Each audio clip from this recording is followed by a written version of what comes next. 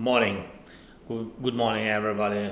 Donald, Mr. Prime Minister, Chair Pisarska, Madam Madera, ladies and gentlemen.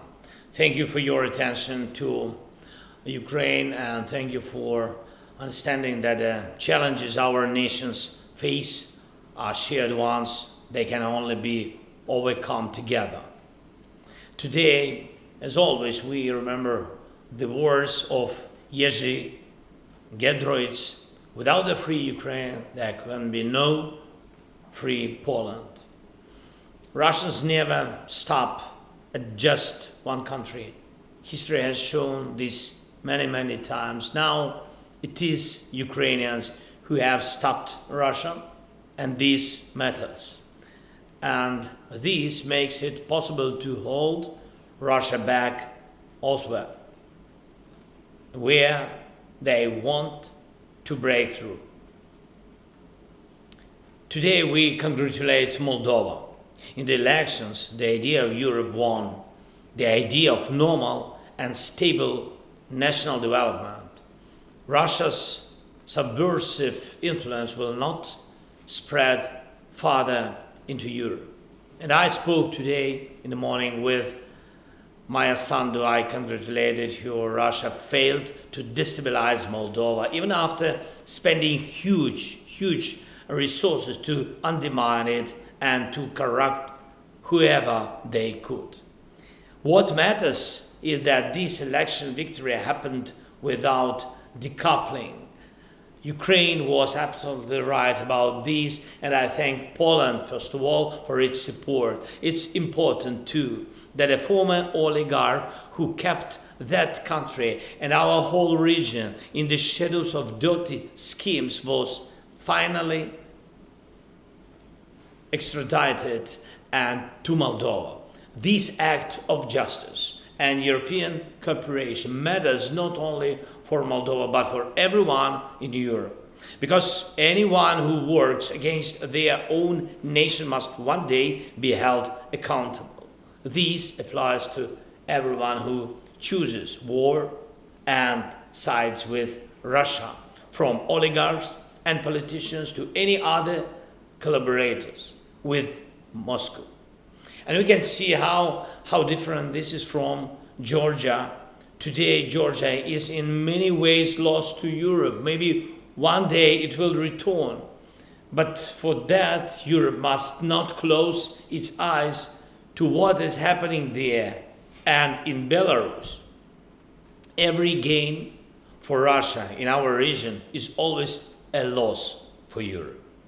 That is why we cannot afford to lose a single day or a single country. After Moldova's elections, we must keep supporting Moldova. After elections, the hardest task is to meet voters' expectations. Europe can and must help Moldova with this for our common interests.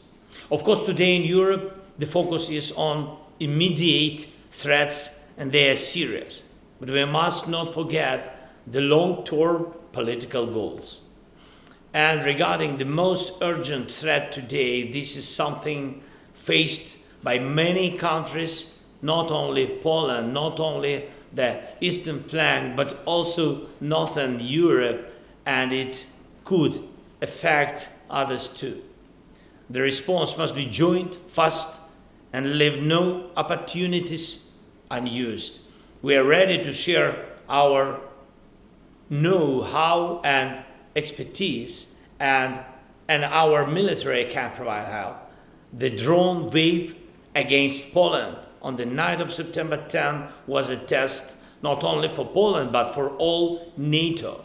Russian jets violated Estonia's airspace, and the new drone incidents in northern Europe are another test for NATO as a whole. Russia is testing how far it can go.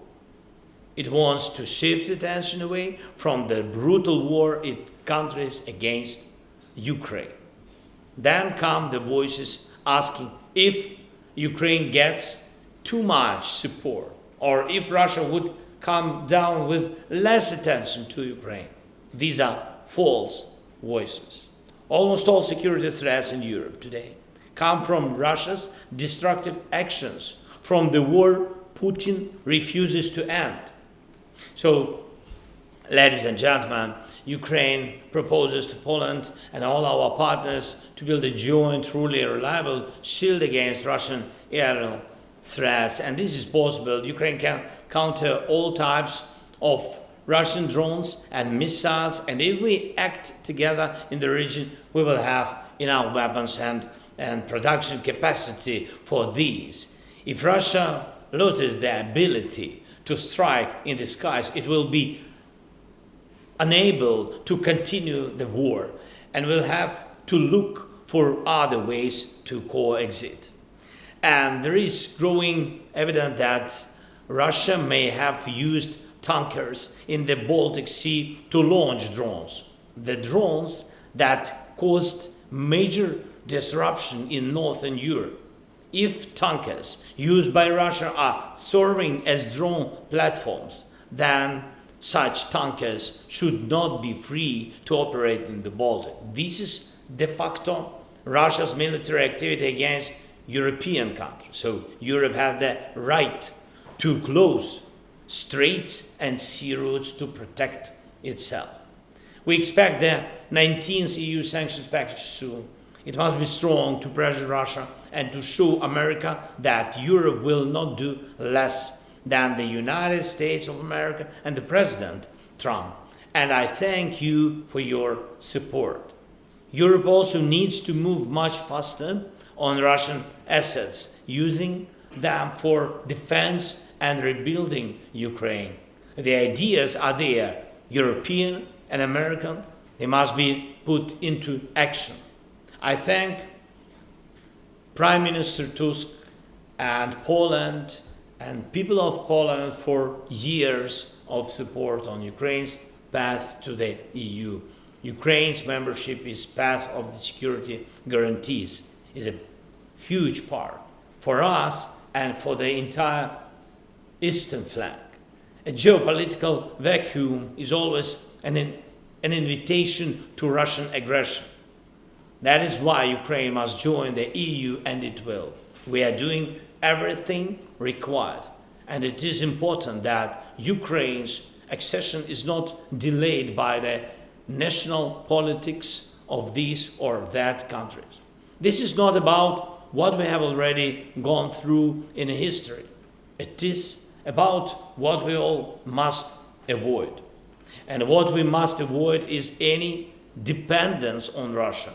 That is why our independence, our strengths, and our accession to the EU are also your strengths, your independence, and your strong position in the EU.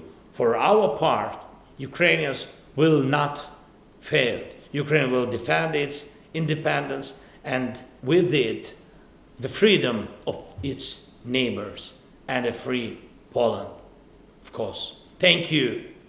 Thank you, Poland. Slava Ukraini. Ukraina, slava.